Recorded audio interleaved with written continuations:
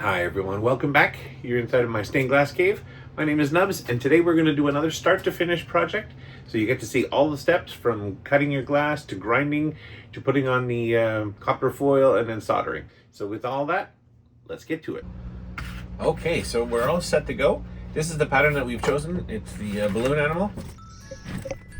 All right, so the first thing we're going to do is we're going to put all of our pieces onto our glass, taking into account which direction the striations are in the glass to make sure that it looks uniform when we're finished.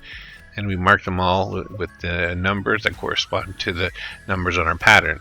It's not too big of a deal in this one, but when you're doing with a big piece, you have to really be careful. Next, we move over to the cutting of the glass. Thankfully, this is a very soft glass, and it's a pleasure to work with. These are also rounded pieces, which makes it very easy. Again, after that, you move over and you get onto the grinder. The grinders really just help smooth out the rough edges and make sure that the puzzle fits, or the pattern, fits with all your pieces and it looks nice and uniform. After that, we move over to the copper foil. In this case, I'm using 1/4 inch copper foil. It's a copper back. This is an opaque glass, so you're not going to see through it, so I'm just using up a lot of extra that I have. Using 1/4 inch again because it also is a bit thicker, so that it'll show nice sort of exaggerated lines on this balloon animal, which I think will look just perfect.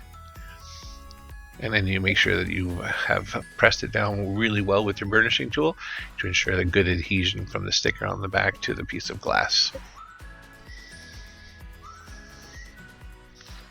And once that's complete, we'll move on to soldering. The great thing about solder is it's very forgiving, so even if you make any mistakes, you can always go back.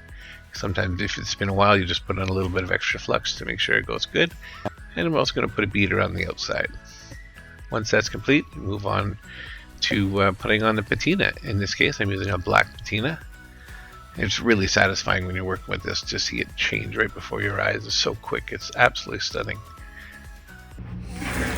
Okay, here it is. Final piece. All done. I think it turned out pretty nice.